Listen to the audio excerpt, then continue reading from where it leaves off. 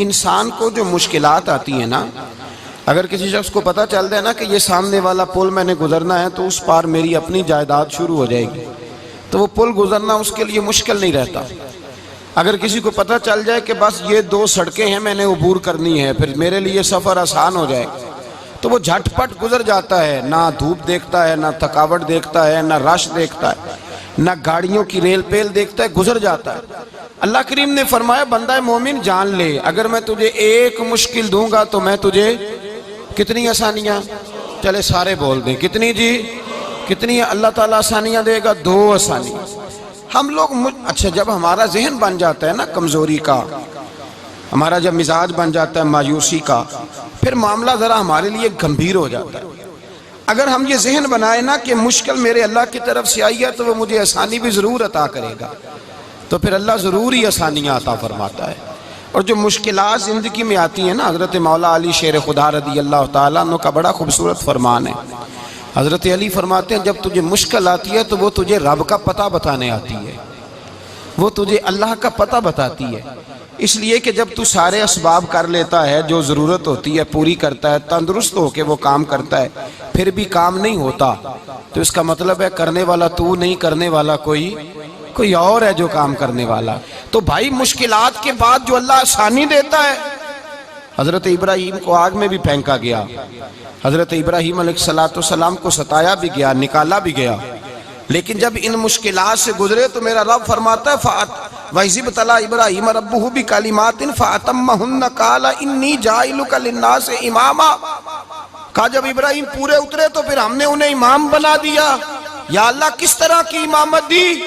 فرمایا میں نے اتنی اعلیٰ شان عطا کی ہے کہ اپنے لاڈلے رسول کو جناب ابراہیم کی نسل میں پیدا فرما دیا ہے، میں نے مصطفیٰ کو ان کی نسل میں پیدا کر دیا، قیامت تک کے لیے ان کا وقار بڑھا دیا۔ اللہم صلی علی محمد وعلی آل محمد کما صلیت علی ابراہیم وعلی آل ابراہیم، ان کی عظمت بڑھا دی، اس لیے کہ جب وہ آزمائش سے گزر کر کے آئے پھر جو آسانی دی۔ میرے نبی پاک صلی اللہ علیہ وسلم نے دین ابراہیمی کی بہت ساری چیزوں کو رکھا، کہا میں ملت ابراہیمی پہ ہوں۔ جب کوئی مشکلات کو عبور کر کے آتا ہے، جب کوئی تکلیفیں سہ کر کے آتا ہے، اس کے لیے جو اجر ہوتا ہے، اس کے لیے جو پھر اللہ کتنی ذرا بڑی توجہ کیجئے گا۔ لوگ سمجھتے ہیں فلاں آدمی مشکل میں ہے تو شاید مشکل میں ہی رہے گا، فلاں آزمائش میں ہے تو شاید میرا اللہ فرماتا ہے ایک مشکل دے کے میں 2 آسانیاں بھی دوں گا۔ تم مشکل دیکھ رہے ہو، مشکل نہ دیکھو، وہ جو اس کو بعد میں آسانی آنے والی ہے، اور ڈبل جو میں اس پر نعمت کرنے والا ہوں اس کو دیکھو۔ حضرت یوسف کو بھائیوں نے کنویں میں ڈال دیا تھا، اور جب کنویں سے نکلے تو مصر کے بازاروں میں بکے، اور پھر زلیخا نے الزام لگایا تو حالات بگڑ گئے، حضرت یوسف کو جیل جانا پڑا۔ کتنی کٹھن زندگی تھی، لیکن میرے مالک کو کچھ اور ہی منظور تھا۔ کنویں میں گرنے والے، بازار میں بکنے والے، جیل میں جانے والے، الزام لینے والے جناب یوسف کو رب کریم نے اسی مصر کا بادشاہ بنا دیا، اللہ پاک نے اسی مصر کا حکمران بنا دیا۔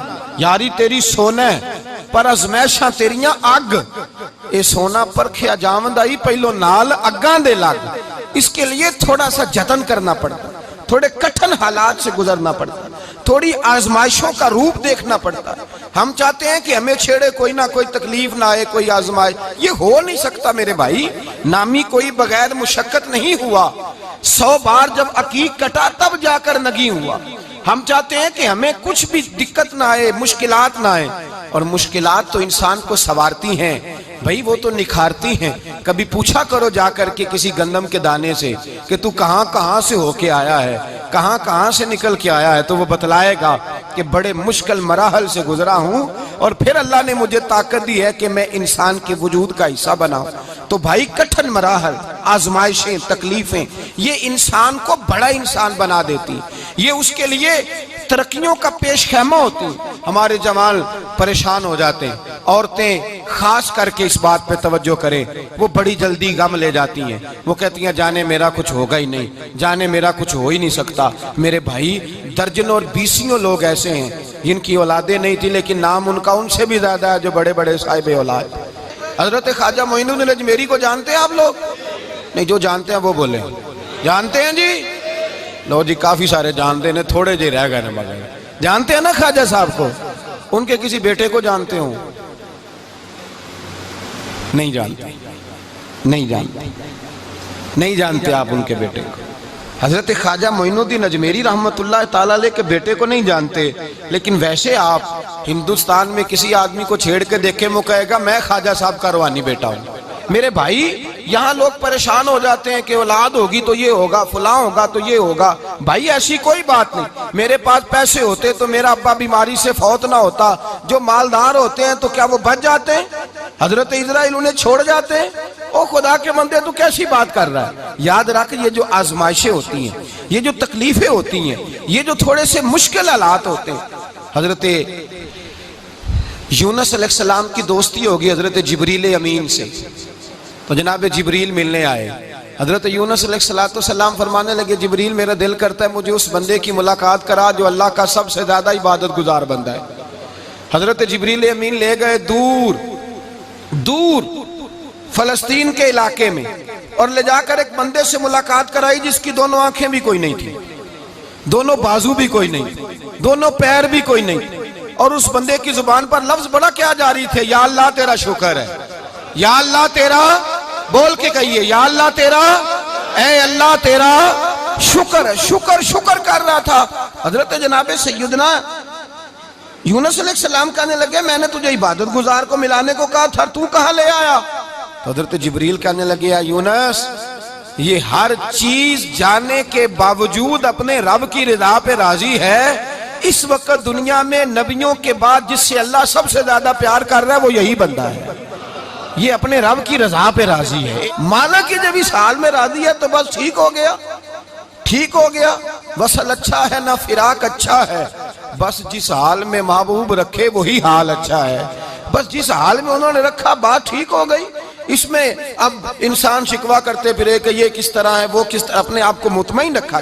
میرے بھائی یاد رکھیں آزمائشیں تکلیفیں آپ کو بڑا کرنے کے لیے آتی ہیں۔ ہم آزمائش کو برا جانتے ہیں، دکھ کو برا جانتے ہیں۔ دکھ تو بڑے پیارے ہوتے ہیں، یہ رونے کا سلیقہ سکھاتے ہیں، یہ اللہ کو منانے کا طریقہ سکھاتے ہیں، یہ مسجد میں جانے کا۔ وہ جو سکھی بندہ ہے نا سکھی، مجھے ایک صاحب کہنے لگے دو قسم کے لوگ مدینے سے آتے، مدینہ شریف پوچھنے لگے، کہنے لگے حضرت جی دو قسم کے بندے ہیں، کچھ واپس جاتے ہوئے تڑپ رہے ہیں، کچھ تصویریں کھینچ رہے ہیں رخصتی کے وقت، فرق کیا ہے؟ تو میں نے کہا وہ جو تصویریں کھینچ رہا ہے وہ امیر آدمی ہے، اسے پتا ہے کہ میں پھر ٹکٹ لے لوں گا مہینے کے بعد پھر آ جاؤں گا، اور یہ مدینہ چھوڑتے ہوئے تڑپ رہا ہے یہ کوئی غریب ہے، یہ کہہ رہا ہے پتہ نہیں دوبارہ موقع ملے کہ نہ ملے، یہ دکھی ہے۔ یہ آزمائش میں دکھی سکھی بندہ تو مکے جا کے نہیں روتا، وہاں بھی کھڑا ہے ڈٹ کے کھڑا، دکھی کوئی نہیں تو روئے کیسے؟ جب آپ کو اللہ مشکل دیتا ہے تو سمجھ لیں رب آسانی دینا چاہ رہا ہے، جب تیز دھوپ آتی ہے تو سمجھ لیں اللہ گرم ہوا گزار کے ٹھنڈی بارش برسانا چاہ رہا ہے، اور جب چاروں طرف سے گھٹن ہو، پنجابی میں کہتے ہیں گمہ لگ جائے، تو پھر سارے بول کے کہتے ہیں اب جو طوفان آئے گا وہ سخت ہی آئے گا، اس لیے کہ گھٹن جتنی زیادہ ہوتی ہے پھر فضل بھی اتنا۔ جن لوگوں نے تکلیفیں زیادہ سہی تھی رب نے عزتیں بھی زیادہ ہی عطا فرمائی، جن لوگوں نے تکلیفیں زیادہ سہی نا انہیں اللہ نے درجہ بھی۔ حضرت بلال حبشی نے بڑی تکلیف سہی، مارا کرتا تھا امیہ، بڑا مارتے تھے، اتنا مارتے تھے کہ موٹے، آپ نے کبھی دیکھے ہیں دیہاتوں میں موٹے موٹے پائے ہوتے تھے چار پائیوں کے، موٹے موٹے بان کی چار پائیاں اور بڑی چار پائیاں کافر بچھا کے بیٹھ جاتے، اور حضرت بلال حبشی کے پیر ان کے نیچے رکھ دیتے، ہاتھ ان کے نیچے رکھ دیتے، آگ لوہا گرم کر کے اس کے اوپر ننگے بدن لٹا دیتے۔ مکے نے بڑی آزمائشیں دیکھی، پھر اسی مکے نے مدینے نے عجیب رنگ دیکھا کہ میرے نبی معراج سے واپس آئے، اور حضور نے عظمت دی، فرمایا بلال یار تیرا بڑا مقام ہے، تو مدینے میں چل رہا تھا اور میں جنت میں تیرے قدموں کی آواز سن رہا تھا۔ عبداللہ مزنی حضور کے غلام تھے، قبیلہ مزن کے رہنے والے، والد فوت ہو گئے، چچا نے پالا تھا، اسلام قبول کر لیا، چچا اسلام کا بڑا دشمن ہے، حضور کا نام آئے تو جلال کرتا، حسد اور بغض میں جل جاتا، بڑی اسلام کے ساتھ دشمنی اور عناد رکھتا ہے۔ حضرت عبداللہ کہتے ہیں پہلے تو میں عشق رسالت کو دباتا رہا، پھر یہ چنگاری شعلہ بن گئی، پھر کہ یہ ہلکا سا جذبہ سمندر اور صحرا کا روپ دھار گیا. فرماتے ہیں ماں تھی اور میں تھا. میں گیا, جا کے چچا سے کہا میں نہیں رہ سکتا. کہاں جائے گا؟ تو میں نے دھیمے لہجے میں کہا میں مدینے جاؤں گا. اب میں رسول اللہ کے مدینے جاؤں گا, اب میرا گزارا نہیں ہوتا, اب میں جاؤں گا. کہتے ہیں چچا کہنے لگا اچھا تو وہاں جائے گا؟ تجھے میں نے پالا, میں نے پوسا, وہ مکان میں نے تجھے بنا کے دیا, تیری جیب میں جو پیسے ہیں میرے دیے ہوئے ہیں. کہتے ہیں میں نے کہا چچا میں سارا کچھ سوچ کے آیا ہوں, مکان بھی تو رکھ لے, پیسے بھی رکھ لے. کہتے ہیں اس نے ہر چیز رکھوا لی. جب پلٹنے لگا تو چچا کہنے لگا جو کپڑے تو نے پہنے ہیں یہ بھی میں نے خرید کے دیے تھے. حضرت عبداللہ فرماتے ہیں میں نے وہ کپڑے بھی اتار کے دیے. برہنہ حالت میں ماں کے پاس گیا اور میں نے کہا اماں میں پہلے بھی تو ننگا پیدا ہوا تھا, تو نے ہی کپڑے پہنائے تھے, میرا پھر بدن ننگا ہو گیا ہے, کپڑے دے دے. کہتے ہیں 2 بیویوں والے کپڑے اماں نے دیے, ایک میں نے تامت باندھ لی, دوسرا اوڑھ لیا اور مدینے پہنچا. کہتے ہیں جب میں ٹھنڈی رات مدینے پہنچا تو کالے رنگ کے حبشی غلام حضرت بلال دودھ کا پیالہ لیے کھڑے تھے, ہاتھ میں کھجوریں تھی, کمبل تھا. کہنے لگے آجا آجا, مصطفیٰ نے فرمایا تھا قبیلہ مزن سے میرا غلام آ رہا ہے, میں ساری رات سے تیرا انتظار کر رہا ہوں. حضرت جناب سیدنا عبداللہ رضی اللہ تعالیٰ عنہ فرماتے ہیں میری مشکل آسان ہوئی.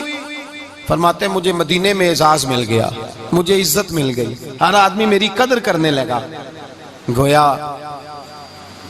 بزرگ کہتے ہیں کہ حضرت عبداللہ دعا کرنے لگے کہ اے اللہ تو نے مجھے بڑی شان دی ہے مصطفیٰ کی گود میں, اگر اسی رحمت کے چھاؤں میں پردہ کر جاؤں تو میری بات بن جائے گی. حضرت عبداللہ کا وصال بھی رسول اللہ کی گود میں ہی ہو گیا. گود میں نہ کوئی رشتہ دار, نہ کوئی تعلق دار, نہ کوئی ہمسایا اپنا, نہ کوئی چچا, نہ کوئی ماموں, شہر میں تنہا اسی کسے دے کچھ نہیں جے لگ دے, تے نہ کوئی ساڈا دردی. تنہائی, جنازہ اٹھا تو اٹھانے والے کون ہیں؟ ابو بکر صدیق, فاروق اعظم, عثمان غنی, مولا علی, حسنین کریمین جنازے میں شامل. میرے رسول پاک صلی اللہ علیہ وسلم نے جنازہ پڑھایا. دیکھو مشکل کاٹی تھی تو آسانی کا رنگ دیکھو, آسانی کا انداز دیکھو. حضرت سیدنا ابو دردہ رضی اللہ تعالیٰ عنہ ارشاد فرماتے ہیں مدینے میں رواج تھا کہ جب قبر میں اتارنے لگتے تھے تو قریبی رشتہ دار اتارا کرتے تھے, پر عبداللہ کا تو رشتہ دار ہی کوئی نہیں تھا مدینے میں, کون اتارے؟ فرمایا جب قبر میں اترنے لگے تو حضرت ابو بکر صدیق اور حضرت عمر فاروق اتر گئے کہ ہم قبر میں اتارتے ہیں. رسول اللہ نے فرمایا تم باہر نکلو, تم کیوں قبر میں گئے ہو, باہر آؤ. کہتے ہیں ہم باہر آئے تو اللہ کے رسول اندر گئے. فرمایا کون کہتا ہے اس کا کوئی نہیں, میں جو موجود ہوں. کون کہتا ہے کوئی نہیں؟ فرمایا رکھو میرے ہاتھوں پہ. کہتے ہیں حضور کے دست مبارک پہ رکھا اور باہر کھڑے ہم رشک کرنے لگے کہ واہ اللہ تیرا آسانی دینے کا رنگ, آسانی. اس نے مشکل برداشت کی تو رب نے مصطفیٰ کے قدموں میں آسانیاں عطا فرمائی. پسے اور حضور نے قبر میں رکھا, نبی پاک نے. حضرت جناب سیدنا علی المرتضی شیر خدا کرم اللہ تعالی وجہ الکریم کی والدہ حضرت فاطمہ بنت اسد رضی اللہ تعالی عنہ, حضرت علی کی والدہ, بڑا پیار کیا میرے نبی پاک کے ساتھ. حضور ان کے گھر میں رہے, ان کے گھر میں پرورش پائی.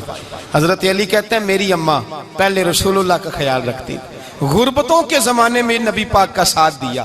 مکہ مخالفت کرتا تو جناب فاطمہ حضور کا خیال رکھتی. فاطمہ بنت اسد بڑا پیار کیا, بڑی محبت کی مولا علی کی والدہ نے, ہر دکھ ہر تکلیف کاٹی, لیکن رسول کائنات صلی اللہ تعالی علیہ وسلم کا ساتھ نہ چھوڑا. اور یہاں تک روایات میں ملتا ہے کہ جناب فاطمہ الزہرا جب بیاہ کے ان کے گھر گئیں تو باہر سے سودا لا کے دیتی. حضرت فاطمہ سے بڑا پیار کرتی, بڑی محبت, مشکلات میں ساتھ دیا.